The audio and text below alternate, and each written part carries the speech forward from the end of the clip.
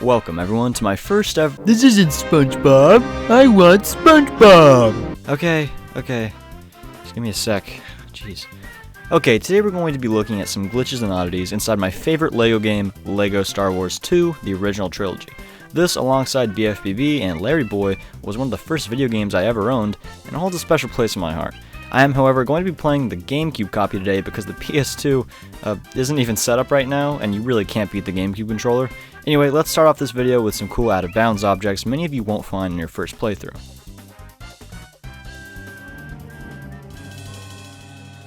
Jabba's Palace is the first level of Episode 6 and is one of my least favorite levels in the entire game, unfortunately. I do hope when they release LEGO Star Wars Skywalker Saga later next year that they cut this level back a bit. It's just too long with too many cutscenes and way too many puzzle rooms. It just breaks the pace. That aside, during the Rancor boss fight, the area where the camera sits houses a strange bomb that normally you can destroy using anything, but here it's unbreakable.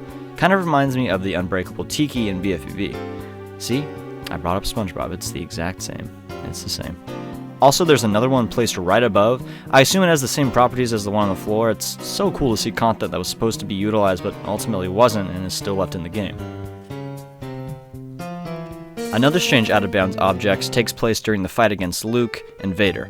During the middle of the stage, you can perform a precise double jump around a loading zone to get an out-of-bounds area. What's at the end of the platform is one of the character pads, well, two actually. The second one keeps blinking in and out, but I assure you they're both there. Unfortunately, both pads are duds, but you can only think what it could have been for. I assume it was for mini-kits. Strange, because some of the mini-kits in this level are a little questionably placed.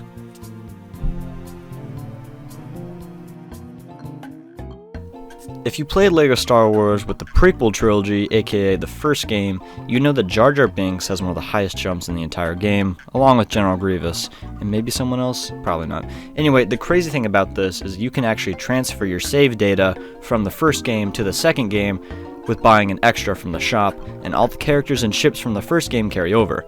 Now, the developers knew this game would be kind of broken with Jar Jar's jump, so they nerfed him, and Grievous, which makes total sense because the game's level design isn't meant for high jumping characters, seeing as they took out that mechanic. So what we can do in this game to bring back the relic of the high jumps is what's called a triple jump. Triple jumps can only be done in free play mode, and you have to use a Jedi, any other character, or this won't work. Once your character is picked, perform a double jump slam move, and at the peak of the slam, swap characters, and you'll pretty much be given a third jump. Now you realize why this has to be done in free play mode. As story mode, you have to be right next to the characters to swap. Using this triple jump, we could go a lot of places not normally accessible, and even skip entire areas. Definitely one of the coolest tricks in the game, that's for sure.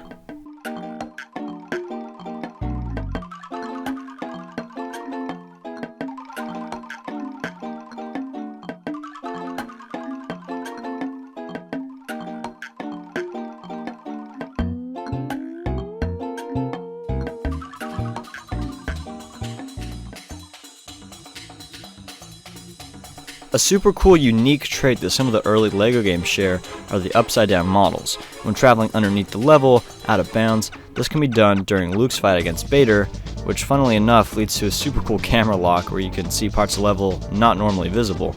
And the next level has an area that can lead you to skip parts of the level by traveling under the doorways. Pretty cool stuff.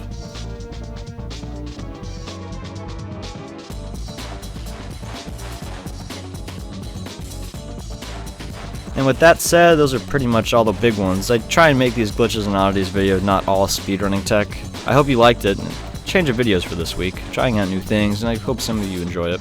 Next week will probably be a sponge video, but sooner or later I want to cover one of my personal favorites as well from my youth. Thanks again for watching. Let me know what you thought in the comments. Peace.